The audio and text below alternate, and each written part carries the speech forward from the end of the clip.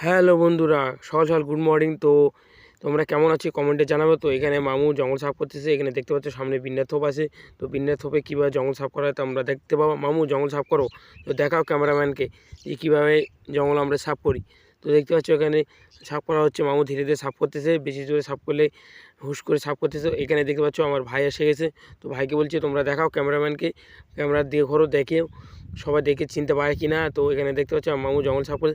তো দেখতে এখানে যে জঙ্গলগুলো আছে, এখানে জঙ্গলের মধ্যে সাপ পোকামাকড় থাকতেও পারে, বুঝতে পারছো বন্ধুরা। তো এখানে আমরা দেখাতে বললাম ক্যামেরাম্যানকে যে পুকুরটা, তো মামু ওদের পুকুরটা দেখিয়ে দিল আমার ক্যামেরাম্যান। তো এখানে দেখতে পাচ্ছ আমরা কীভাবে কী করতেছি, ওটা ডিটেলসটা পেয়ে যাবে। কিন্তু সাবধান, রাতের মধ্যে বেড়ায়, তো জঙ্গলের রাতের মধ্যে বেড়ায়, তাহলে জঙ্গলেও কিন্তু সাপ পোকামাকড় থাকতে পারে। তার জন্য আমরা জঙ্গলগুলো সাফ করে দিচ্ছি।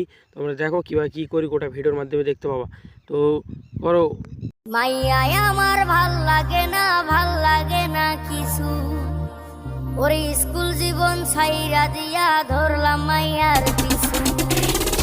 আমি রাসে লাগের মতো নাই এখন।